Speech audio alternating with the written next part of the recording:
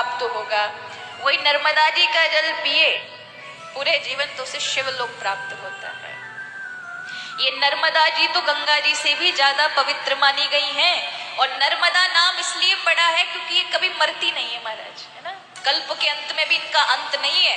मार्कंडे ऋषि ही इस धरा पर ऐसे संत हैं जिन्होंने कई कल्पों तक और अभी भी वह अमर हैं, उनकी मृत्यु नहीं हुई। उन्होंने सारी नदियों में सिर्फ और सिर्फ नर्मदा को ही अपनी आंखों से हर कल्प में देखा है।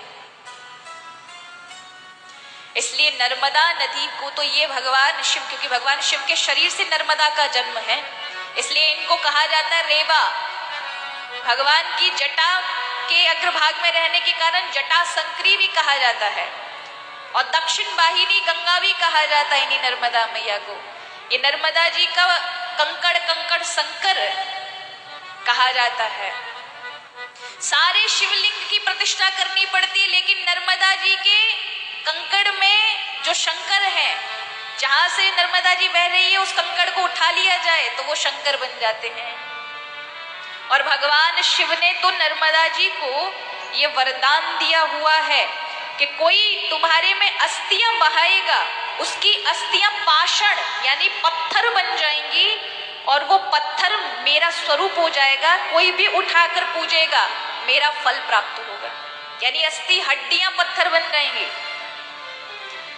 तब वारिगतम चास्ति शिला रूपम भविष्यति, भगवान शिव कह रहे हैं तस्यापर्चन मात्रेणम नर कामान वाप्नुयात्, कि कोई अस्थि बहाएगा वो अस्थियां ही पाषाण बन जाएंगी, पत्थर बन जाएंगी। उन पत्थरों को जो तुम्हारे ऊपर से जल होता हुआ पत्थरों के ऊपर से निकलेगा वो पत्थर साधारण नहीं है, मेरा रूप हो जाएंगे, जिनको बाणलिंग नर्मदेश्वर कहते हैं। और पूज्य बिना प्रतिष्ठा के निराकार रूप में पूजे जाते हैं महाराज। इसलिए माँ रेवा को, नर्मदा जी को बारंबार प्रणाम करें। जिस प्रकार से 3 दिन के अंदर माँ सरस्वती व्यक्ति को पावन कर देती है, पापों से मुक्त कर देती है, यमुना 7 दिन में करती है, गंगा जी एक बार में स्नान पान करने से करती है और नर्मदा जी सिर्फ देखने मात्र से कर देती है।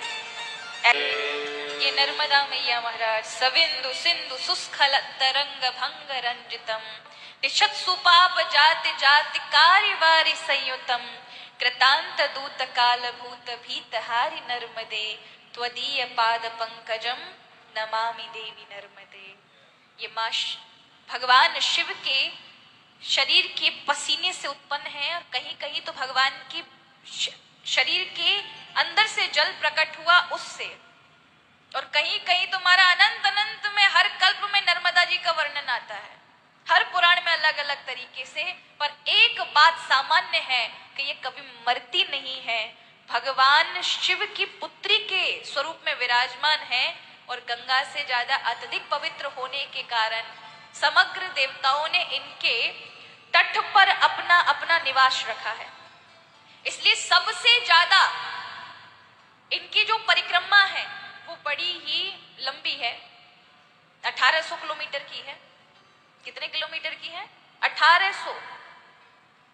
पूरा 1 वर्ष लगता है, कई बार लोग नहीं तो 3-3 साल में लोग पूरा करते हैं। पर आज भी नर्मदा जी के जंगल, नर्मदा जी की परिक्रमा इन भौतिक संसाधनों से थोड़ी दूर होने के कारण आज भी सुरक्षित है और प्राचीनतम वही जो सतयुग त्रेता युग के जमाने में चीजें होती थी वो आज भी